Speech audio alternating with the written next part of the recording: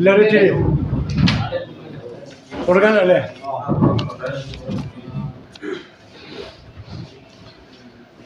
പാർട്ടിയുടെ സംസ്ഥാന നേതൃയോഗമാണ് ഇന്ന് നടന്നത്.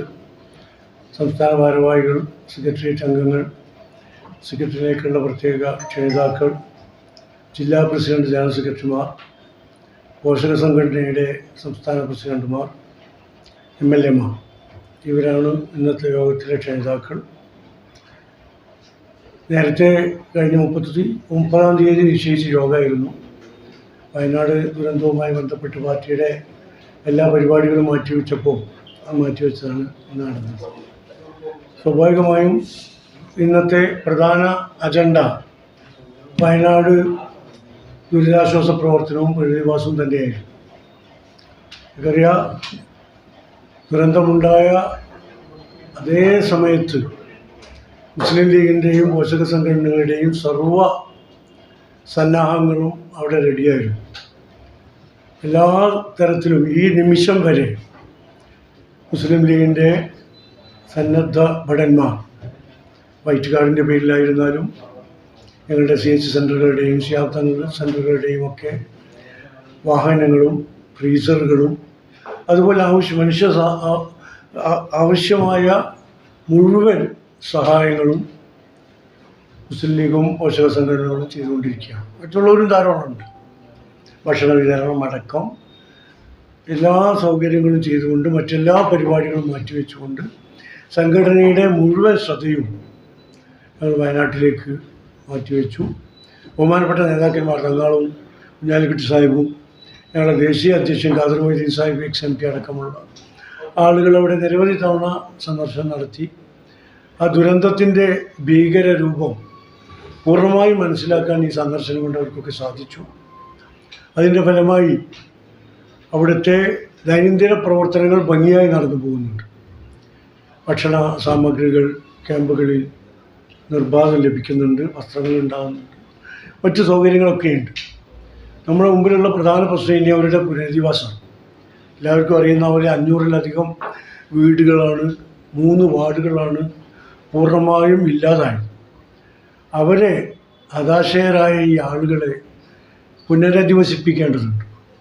അതിനാണ് ഞങ്ങൾ ആദ്യം മുതലേ ശ്രദ്ധ കൊടുത്തത്. പാർട്ടി പുനരധിവാസമാണ് നേരത്തെ പറഞ്ഞത്. അതിനുവേണ്ടി ഞങ്ങൾ ഫണ്ട് ആരംഭിച്ചു.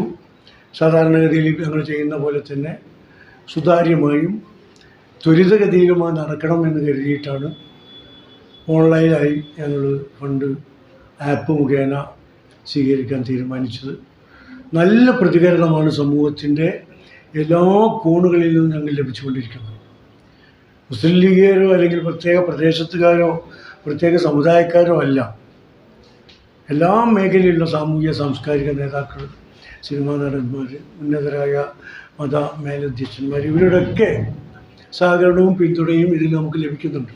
വളരെ സന്തോഷകരമായ ഒരു കാര്യമാണ്. അതുകൊണ്ടാണ് ഈ ചുരുങ്ങിയ ദിവസം കൊണ്ടത് ഏതാണ്ട് ഞങ്ങൾക്കറിയാം 50 കോടി അടുത്തെത്തിയപ്പോൾ.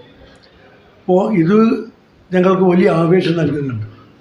കൂടുതൽ നല്ല പ്രവർത്തനം കാഴ്ചവെക്കാൻ ഞങ്ങളെ പ്രചോദിതമാക്കുന്നുണ്ട്. അപ്പോൾ ബഹുമാനപ്പെട്ട തങ്ങളും കുഞ്ഞാലിക്കുട്ടി സാഹിബും കഴിഞ്ഞ ദിവസം വയനാട്ടിൽ പോയി ഞങ്ങളെ പാക്കേജ് പ്രഖ്യാപിച്ചിട്ടുണ്ട്.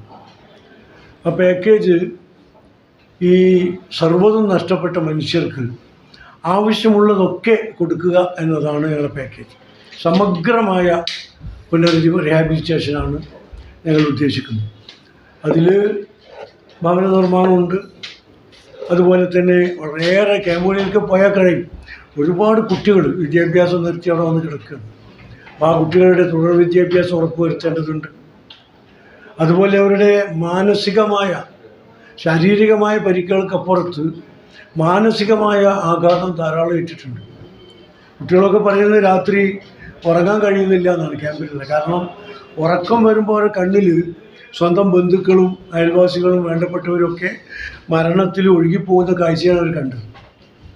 ജീവൻ നിലനിർത്താൻ ഈ ആളുകൾ ചെയ്യുന്ന പരാക്രമങ്ങൾ കണ്ടിട്ടാണ് ഈ കുട്ടികളൊക്കെ ഇവിടെ എത്തിയത്. അതുകൊണ്ട് കുട്ടികൾക്കും മുതിർന്നവർക്കും സ്ത്രീകൾക്കൊക്കെ വലിയ പ്രയാസമുണ്ട്. അപ്പോൾ അവരെ മാനസികമായും ശാരീരികമായും പഴയ ആരോഗ്യത്തിലേക്ക് തിരിച്ചു കൊണ്ടുവരാനുള്ള പ്രവർത്തന പദ്ധതികൾ ആലോചിക്കണം.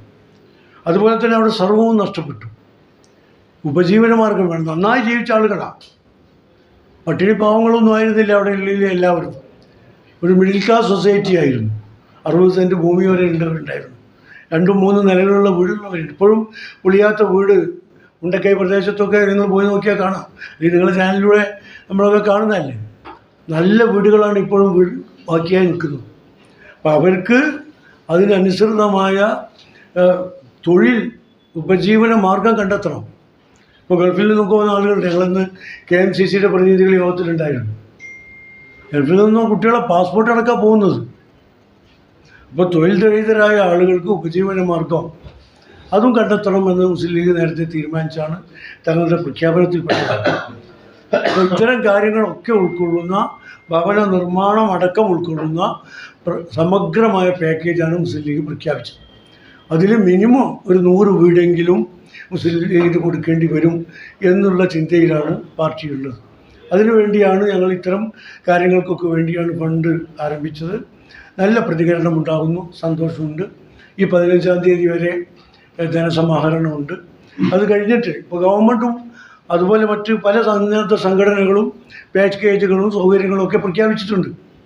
ഗവൺമെൻറ്റിൻ്റെ എന്തൊക്കെയാണ് എല്ലാവരും സഹകരിപ്പിക്കാൻ ഗവൺമെൻറ് തയ്യാറാണ് എന്നും പറഞ്ഞിട്ട് സർവകക്ഷി യോഗം അടുത്ത ദിവസം ബഹുമാനപ്പെട്ട മുഖ്യമന്ത്രി വിളിക്കുന്നുണ്ട്. അപ്പോൾ അതിലുള്ള പരിപാടികളും പദ്ധതികളൊക്കെ പരിശോധിച്ചിട്ട് എത്രത്തോളം മുസ്ലിം ലീഗിന് ചെയ്യാൻ കഴിയും എന്നുകൂടി ഞങ്ങൾ പരിശോധിക്കും. എന്താണ് നല്ലത്, എന്താണ് അവിടുത്തെ അവസ്ഥ, കുറച്ചുകൂടി ദിവസങ്ങൾ കഴിയുമ്പോൾ കാര്യങ്ങൾ വ്യക്തമാകും. മുഖ്യമന്ത്രിയുടെ കേരള ഗവൺമെൻറ്റിൻ്റെ പദ്ധതി പുറത്തു വരുമ്പോൾ നമുക്ക് നമ്മുടേതായ തീരുമാനങ്ങൾ എടുത്ത് മുന്നോട്ട് പോകാൻ കഴിയും. അതുകൊണ്ട് എല്ലാവരും ഇവിടെ വാശിയോ വൈരാഗ്യമോ വിമർശനമോ ഒന്നുമില്ല, സഹകരിച്ചുകൊണ്ട് മുന്നോട്ട് പോകുക. ഈ ദുരന്തത്തിൽ ഇരയായവർ നമ്മുടെ സഹോദരങ്ങളാണ്, അവരുടെ വേദനയിൽ പങ്കുചേരുക. അതിനാണ് ഞങ്ങൾക്ക് ഈ ഫണ്ട് തന്നുകൊണ്ടിരിക്കുന്ന ആളുകൾ. അപ്പോൾ അതാണ് അതിൽ മുസ്ലിം ലീഗിൻ്റെ നിലപാട്. ബഹുമാനപ്പെട്ട തങ്ങളും കുഞ്ഞാലി സാഹിബും അടക്കം കഴിഞ്ഞ ദിവസം വയനാട്ടിൽ വെച്ച് നിങ്ങളുടെ സഹപ്രവർത്തകരുടെ മുമ്പിൽ പ്രഖ്യാപിച്ചു. ഇപ്പോൾ അടിയന്തരമായിട്ട് ഇന്നത്തെ യോഗം വിലയിരുത്തിയത് അടിയന്തരമായ ചില പ്രശ്നങ്ങളുണ്ട്. ഒന്ന്, ഈ കുട്ടികൾക്ക് പെട്ടെന്ന് സ്കൂൾ പോകണം. കുറേ ദിവസമായാലും സ്കൂളുകൾ മുടങ്ങിയിട്ട്. അപ്പോൾ അതിനുള്ള സൗകര്യം എന്താണെന്ന് വെച്ചാൽ സർക്കാർ കണ്ടെത്തണം. ഒരു സ്കൂള് കുറേ പൊളിഞ്ഞുണ്ട്, കുറേ പൊളിയാൻ ബാക്കിയുള്ളതൊക്കെ ഉണ്ട്. അതെങ്ങനെ തുടങ്ങാൻ കഴിയും, അവിടേക്ക് യാത്ര എങ്ങനെ പറ്റും, ഈ കുട്ടികൾ അവിടെ എത്തിക്കാനുള്ള സൗകര്യം എന്താണ്, ഈ കുട്ടികൾ ക്യാമ്പിൽ നിന്ന് ബന്ധുക്കളെ അടുത്തു നിന്ന് പോരാൻ പ്രാപ്തമായിട്ടുണ്ടോ, ഇതൊക്കെ ഒന്ന് പരിശോധിച്ച് അടിയന്തരമായി ചെയ്യാം. അതുപോലെ തന്നെ ക്യാമ്പിൽ കഴിയുന്ന ആളുകൾ നിങ്ങൾക്കറിയാലോ, ഉടുതുണിക്ക് മറുതുണി ഇല്ലാതെയാണ് അന്ന് അവിടെ എത്തിയത്. ഉടുതുണി പോലും ഇല്ലാതെയാണ് പലരും റെസ്ക്യൂ ടീമിൻ്റെ കൈകളിൽ ഉണ്ടായിരുന്നത്. അത്തരമൊരു സാഹചര്യത്തിൽ അവർക്ക് അടിയന്തര ആശ്വാസം എന്തെങ്കിലും സഹായ ധനം നൽകണം. അവർക്ക് വസ്ത്രങ്ങൾ, ഒരു കൂട്ട് വസ്ത്രം വാങ്ങാൻ, അല്ലെങ്കിൽ ഒരു ഓട്ടോറിക്ഷയിൽ എവിടെയെങ്കിലും ഒന്ന് പോയി വരാൻ, ഒരു ഫോൺ ചെയ്യാൻ, ഇത്തരം സൗകര്യങ്ങൾ ഉണ്ടാക്കാൻ സാധാരണഗതിയിൽ ഇത്തരം അപകടങ്ങൾ ഉണ്ടാകുമ്പോൾ ചെയ്യാറുണ്ട്. അടിയന്തര ആശ്വാസം ഗവൺമെൻറ് അവർക്ക് കിട്ടിയ ഈ ധനസഹായത്തിൽ നിന്ന് അടിയന്തര ആശ്വാസം ചെയ്യണം എന്നതാണ് ഇന്ന് ഞങ്ങളൊരു ഡിമാൻഡായിട്ട് പറയുന്നത്. അതോടൊപ്പം തന്നെ ഇതിൽപ്പെട്ട കർഷകർ കൃഷിക്കും മറ്റു കാര്യങ്ങൾക്കുമായി പല ബാങ്കുകളിൽ നിന്ന് ലോൺ എടുത്തിട്ടുണ്ട്. ആ സർക്കാർ സംവിധാനത്തിലുള്ള ലോണുകളിൽ നിന്ന് നമ്മുടെ സഹകരണ സ്ഥാപനങ്ങളിൽ നിന്നൊക്കെ എടുത്ത ലോണ് എഴുതി തരണം. പിന്നെ ദേശസാൽകൃത ബാങ്ക് അടക്കമുള്ള കാര്യങ്ങളിലേക്ക് ഗവൺമെൻറ്റിൻ്റെ റിക്വസ്റ്റ് പോകണം, ആ ബാങ്ക് ലോണുകൾ എഴുതി തള്ളാൻ. ഇപ്പോഴല്ലാതെ എപ്പോഴാണ് ഇവരെ സഹായിക്കുക? അതുകൊണ്ട് ഇത്തരം പൊതുമേഖലയിലുള്ള ദേശസാൽകൃത ബാങ്കുകൾ അടക്കമുള്ള എല്ലാ ബാങ്കുകളിലും ഈ ദുരിതബാധിതർക്ക് കൊടുത്തിട്ടുള്ള എല്ലാ ലോണുകളും എഴുതി തള്ളണം എന്നത് ഞങ്ങളുടെ ഇപ്പോഴത്തെ ഒരു ആവശ്യമാണ്. അതുപോലെ